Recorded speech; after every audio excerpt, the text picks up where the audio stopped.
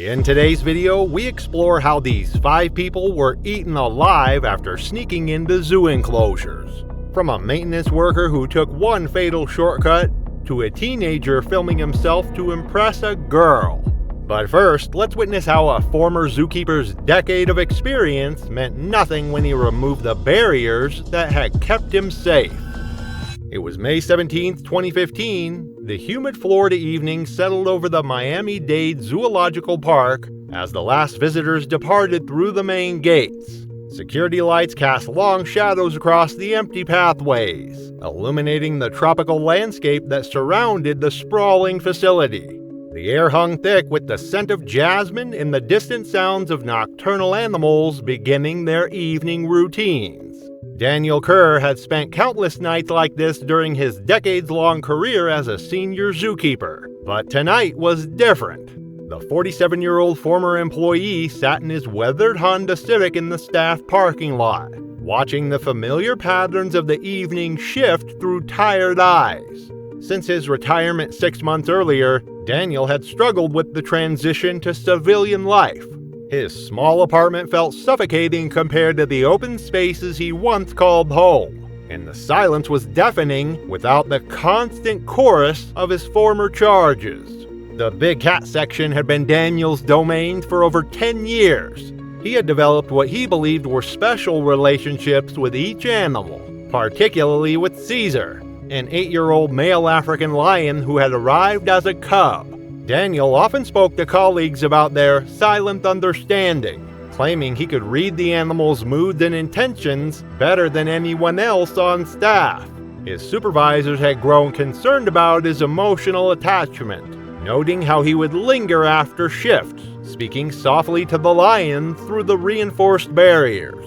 Some staff had even warned him that he was crossing boundaries meant to protect both man and animal. But Daniel dismissed their concerns as jealousy, convinced that his unique bond with Caesar transcended ordinary safety protocols. Tonight, Daniel clutched a plastic bag containing raw chicken pieces he had purchased from a local butcher. The old keycard in his wallet had never been deactivated, an oversight in the zoo's security protocols that he had discovered weeks earlier during his increasingly frequent visits to pace the perimeter of the lion enclosure.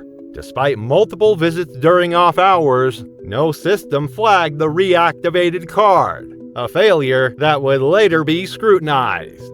African lions are apex predators weighing up to 420 pounds.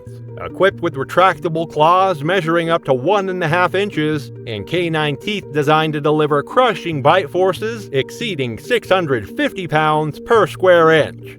These solitary hunters in captivity retain all their natural instincts despite years of human interaction and feeding schedules.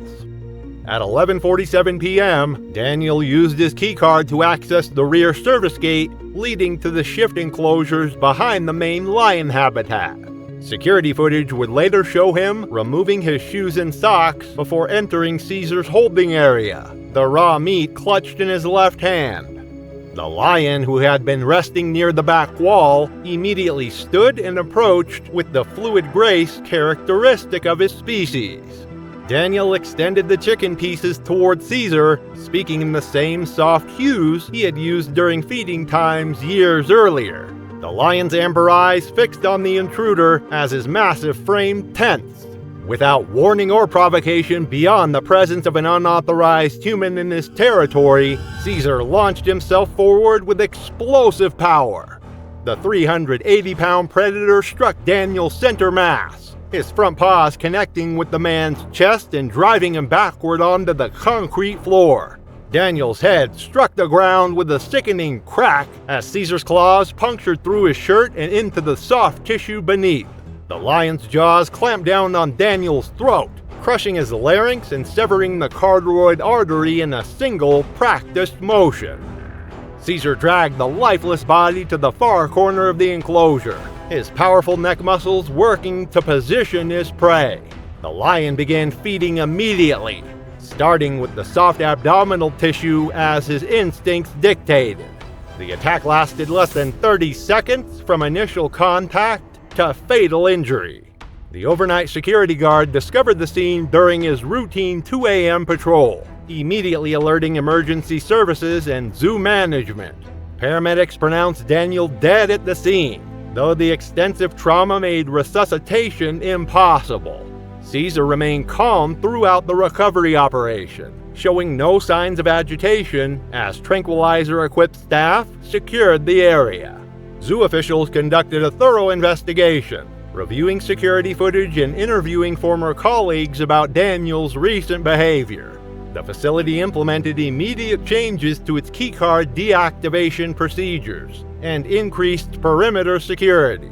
Daniel's sister released a brief statement requesting privacy while expressing her brother's lifelong love for the animals he had cared for. The zoo's board of directors voted unanimously against euthanizing Caesar, determining that the lion had acted according to his natural instincts when confronted with an unauthorized intruder. The incident prompted discussions about the psychological challenges faced by retired zookeepers and the need for better support systems during career transitions. Daniel Kerr's tragic death showed that experience means nothing without safety protocols. For Hector Ramos, it wasn't emotional attachment that proved fatal, but his habit of cutting through restricted areas where a massive gorilla waited behind an unlocked door.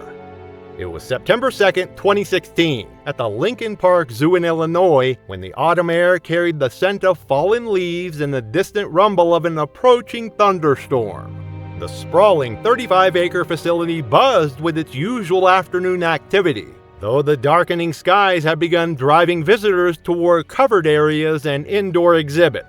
Behind the scenes, maintenance crews worked frantically to address a series of plumbing failures that had plagued the zoo for weeks, forcing staff to navigate through alternative routes and temporary corridors. Hector Ramos, a 39-year-old maintenance worker with nearly 15 years of experience at the facility, moved through the service areas with his characteristic urgency. His weathered hands gripped a heavy tool belt that jangled with each hurried step, the sound echoing off the concrete walls of the maintenance tunnels. Hector had built a reputation among his colleagues for his get-it-done-fast mentality, often finding creative shortcuts that saved time and effort. His supervisors had grown accustomed to his tendency to bypass certain safety protocols, trusting his experience to keep him out of trouble. Just a week prior, he received a verbal warning after entering a restricted HVAC panel near the wolf exhibit. It didn't slow him down. The mounting pressure of backed-up work orders in the zoo's upcoming inspection had left him particularly frustrated, especially with the recent plumbing disasters that had forced everyone to take longer routes through the facility. The storm clouds overhead had begun to release their first drops of rain, sending animals throughout the zoo seeking shelter in their indoor enclosures. The shift in routine created additional complications for the maintenance staff, as many of their usual pathways now intersected with active animal areas. Hector checked his watch and cursed under his breath, realizing he was already 2 hours behind schedule on a critical repair job near the primate section. Western lowland gorillas are among the most powerful primates on Earth, with adult males weighing up to 400 pounds and possessing strength roughly 10 times that of an average human. These magnificent creatures typically display calm, measured behavior in captivity, but their immense physical capabilities become apparent when they feel threatened or startled. Their massive hands can exert crushing force, while their muscular arms can deliver devastating blows.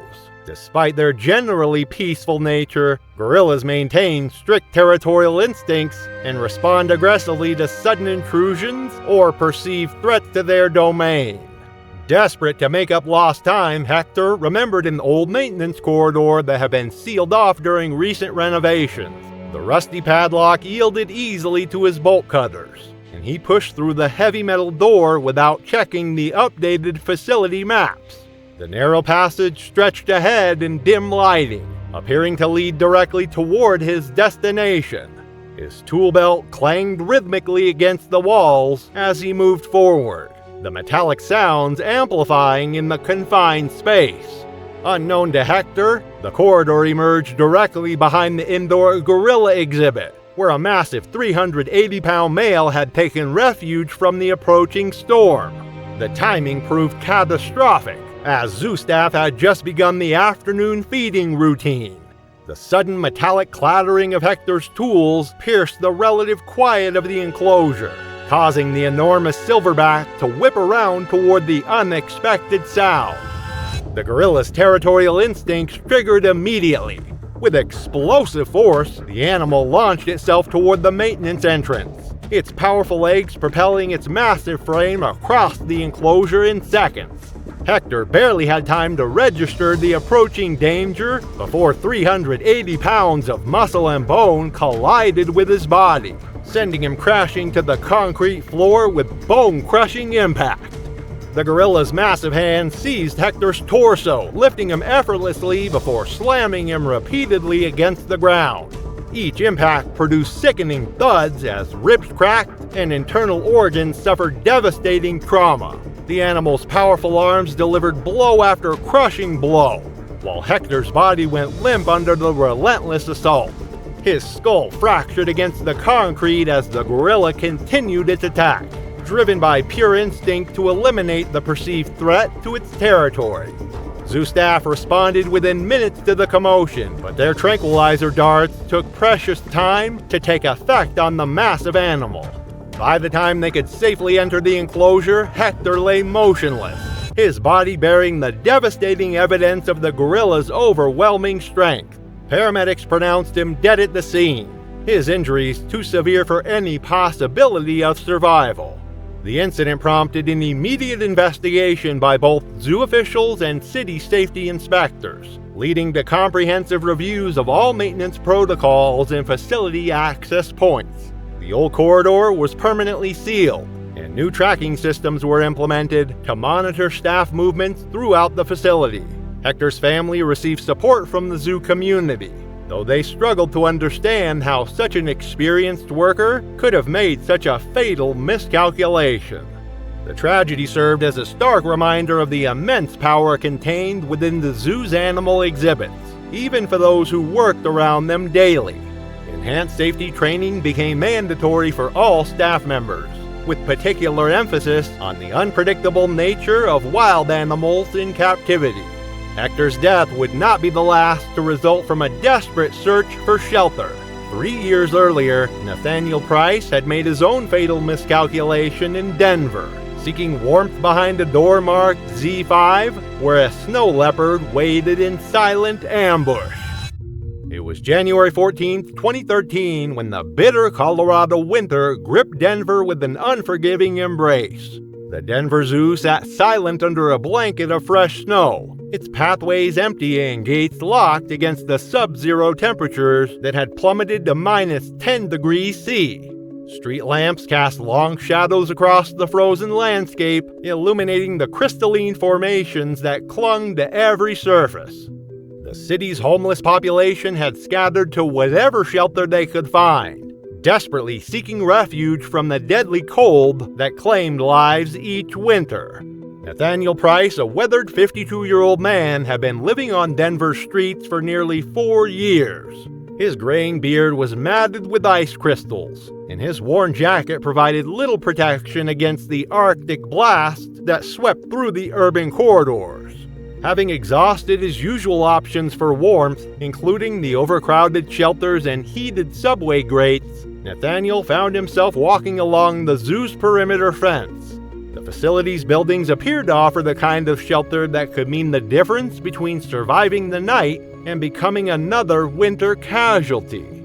The chain-link barrier stood 8 feet high, topped with barbed wire that glinted menacingly in the moonlight. But desperation had sharpened Nathaniel's survival instincts, and he managed to scale the fence using a nearby dumpster as leverage.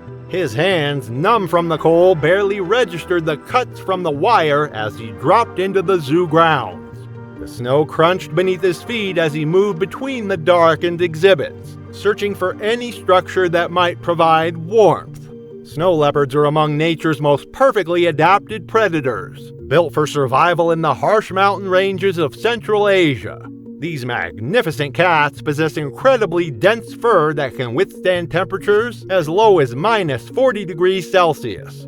Their powerful hindquarters and oversized paws act as natural snowshoes, allowing them to traverse steep, snowy terrain with remarkable agility. Weighing between 60 to 120 pounds, snow leopards are solitary hunters, with exceptional night vision and hearing that can detect the slightest movement from considerable distances.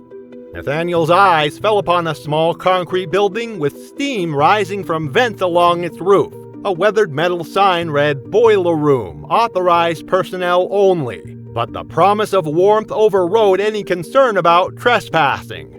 It bore no warnings or signage beyond the cryptic label, giving no hint of the predator housed behind its walls.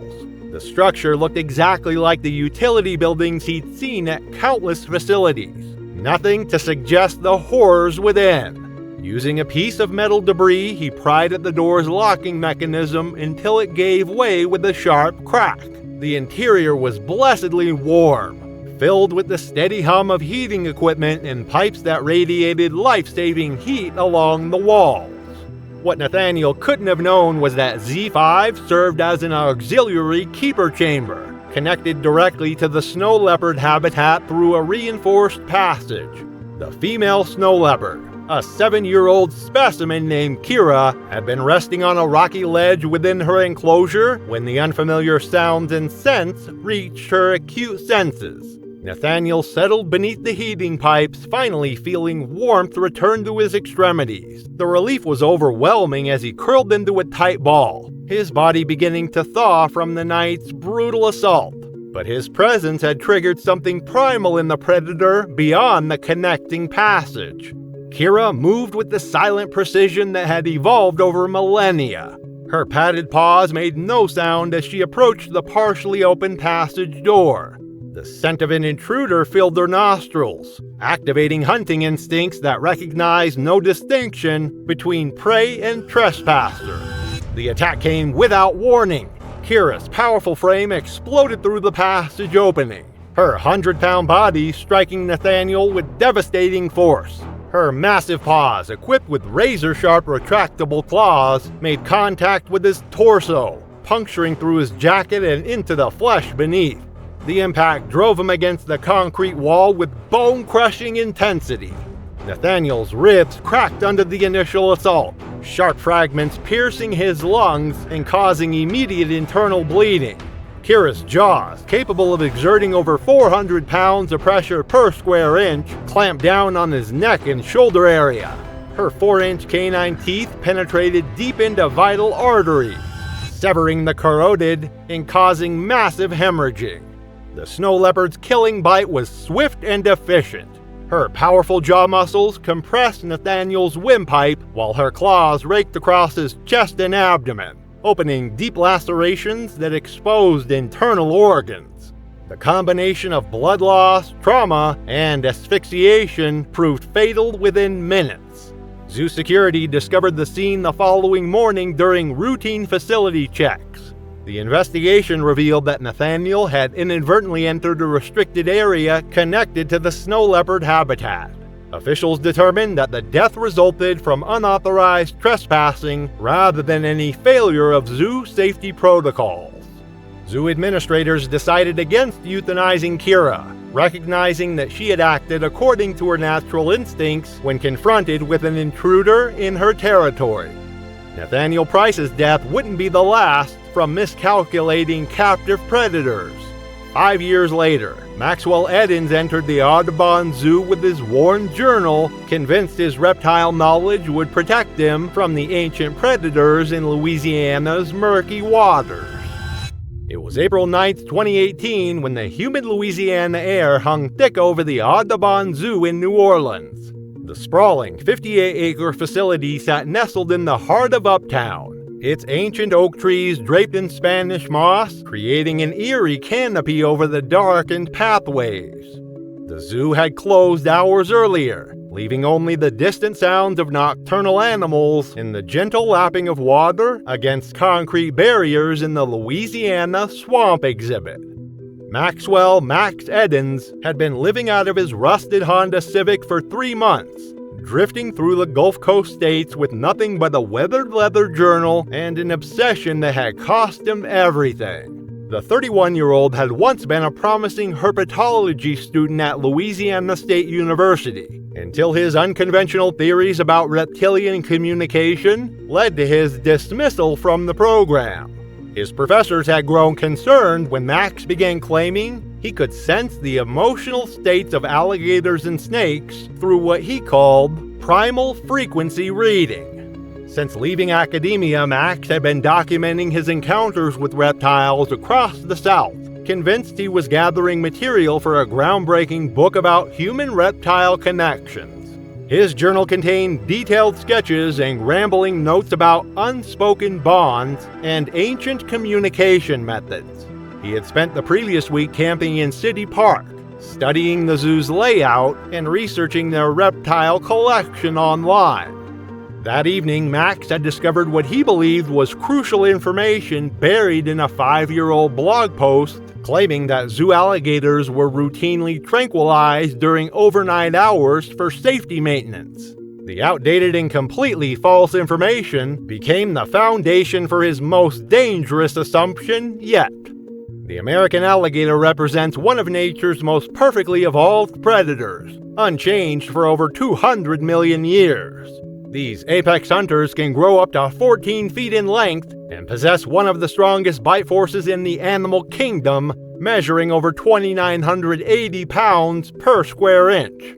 Their muscular tails serve as powerful propulsion systems underwater, while their eyes and nostrils remain positioned on top of their skulls, allowing them to remain nearly invisible while hunting. Alligators are opportunistic feeders with lightning-fast reflexes, capable of launching their entire body out of the water in explosive bursts of speed, reaching up to 35 miles per hour.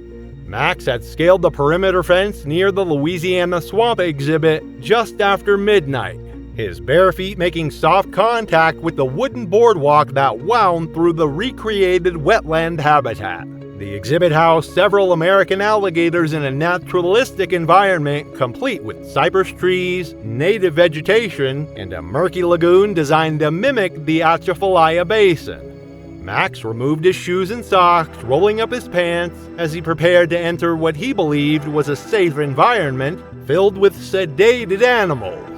The water felt warm against his ankles as he waded deeper into the lagoon, his journal held high above his head. The 10-foot male alligator had been resting motionless near a submerged log, perfectly camouflaged in the dark water, with only his eyes and nostrils visible above the surface. Max continued forward, now waist-deep, completely unaware that he had triggered the predator's hunting instincts by creating vibrations and movement patterns identical to those of natural prey. The attack came without warning.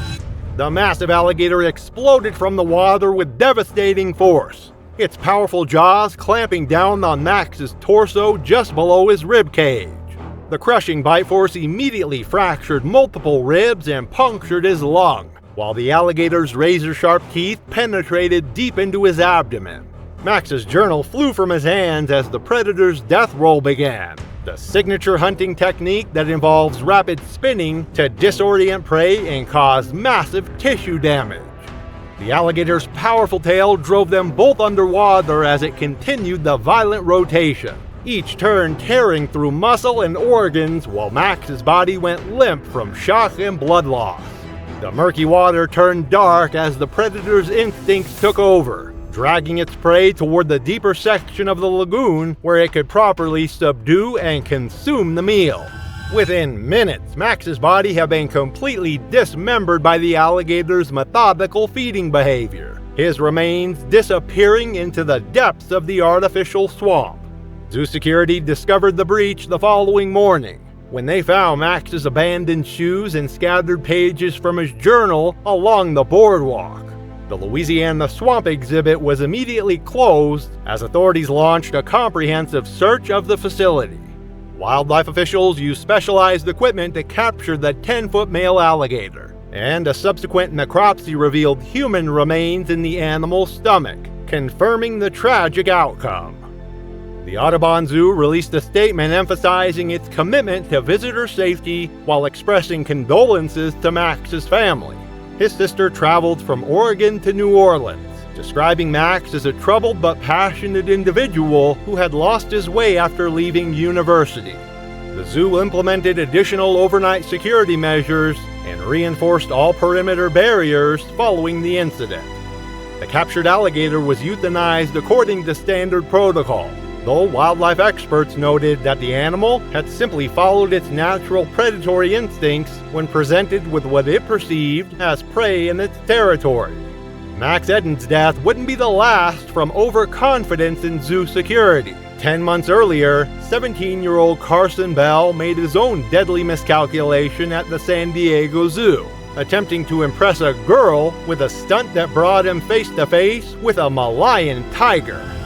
It was June 24, 2017, when the Southern California sun blazed overhead at the world-renowned San Diego Zoo. The 100-acre facility sprawled across Balboa Park, its winding pathways filled with the excited chatter of summer visitors exploring exhibits that housed over 4,000 animals from around the globe. The temperature had reached 89 degrees by midday, prompting many of the big cats to seek shade in the cooler sections of their enclosures. Carson Bell had spent most of his 17 years blending into the background at Westfield High School, a quiet junior who excelled in biology but struggled with social interactions. The summer science enrichment program had been his mother's idea, hoping it would help him build confidence before his senior year. For 3 weeks, Carson had attended field trips and lab sessions with 12 other students, but his attention had been entirely focused on Emma Rodriguez, a charismatic sophomore who seemed to effortlessly command attention wherever she went. The group had arrived at the zoo that morning as part of their animal behavior study unit, armed with clipboards and observation sheets. Carson had positioned himself near Emma throughout the day, desperately searching for an opportunity to distinguish himself from the other boys who constantly competed for her attention. His chance seemed to present itself when their chaperone announced a 30-minute break near the Malayan Tiger Trail, allowing students to explore the adjacent exhibits in small groups. As the group dispersed, Carson noticed Emma mentioning to her friends how cool it would be to get a selfie inside one of the big cat enclosures. The comment sparked an idea that would prove fatal. Carson had observed the zoo staff earlier that morning rotating animals between different sections of the tiger habitat, and he convinced himself that the main enclosure would be temporarily empty during the afternoon maintenance period. The Malayan tiger stands as one of the most formidable predators in the animal kingdom, with adult males weighing up to 310 pounds and measuring nearly 10 feet in length. These apex hunters possess incredible strength, capable of dragging prey twice their body weight up into trees. Their powerful hindquarters generate explosive bursts of speed, reaching 35 miles per hour, while their razor-sharp claws extend to up to 4 inches and can deliver devastating slashing wounds. Malayan tigers are solitary ambush predators with exceptional hearing and vision, evolved to detect the slightest movement in dense jungle environments. Carson had slipped away from the group while they gathered around the viewing platform, making his way to a maintenance area behind the tiger enclosure where a low gate provided staff access to the exhibit. The gate stood secured with a simple latch that Carson easily manipulated, his hands trembling with nervous excitement as he pulled out his smartphone to record what he believed would be his moment of triumph. The enclosure stretched nearly an acre, designed to replicate the Malaysian rainforest with dense vegetation, rocky outcroppings, and a flowing stream. Carson stepped through the gate and moved toward the center of the habitat, holding his phone at arm's length as he began recording his unauthorized entry. He had taken approximately 15 steps when the 280-pound male tiger emerged from behind a thick bamboo grove where it had been resting in the shade. The massive predator detected Carson's presence immediately, its amber eyes locking onto the intruder as its body dropped into a hunting crouch. The tiger's ears flattened against its skull while its powerful muscles coiled for the attack. Carson remained completely unaware of the danger, continuing to film himself as he moved deeper into the enclosure. The tiger launched itself forward with explosive force, covering the 40-foot distance in less than 3 seconds. Its massive paws struck Carson in the chest, the impact generating enough force to shatter his sternum and several ribs as he was driven backward onto the ground. The tiger's claws raked across his torso, creating deep lacerations that severed major blood vessels and punctured his right lung.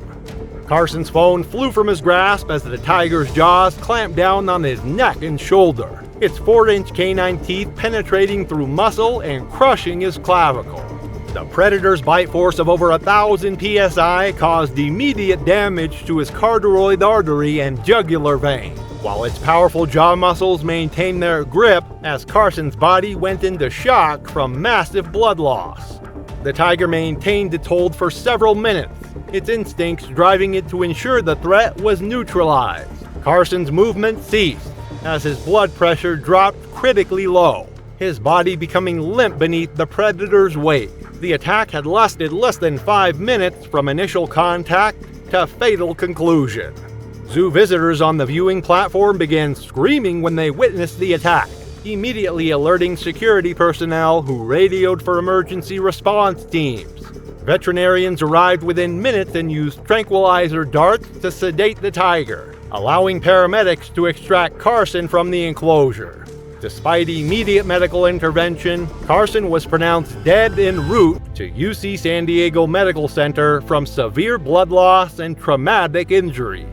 The San Diego Zoo launched a comprehensive investigation into the security breach, reviewing surveillance footage that clearly showed Carson's unauthorized entry into the restricted area. Zoo officials emphasized that the tiger had acted according to its natural instincts when confronted with an intruder in its territory. The facility implemented additional security measures around all big cat enclosures following the incident. Carson's parents released a statement describing their son as a bright and curious young man who had made a tragic error in judgment. The family requested privacy while grieving their loss and urged other teenagers to respect wildlife barriers designed for public safety. The Malayan tiger was not euthanized, as investigators determined the animal had not displayed abnormal, aggressive behavior. Just when you think you've seen the worst of human recklessness, click the next video now for more shocking animal attack stories that will leave you speechless.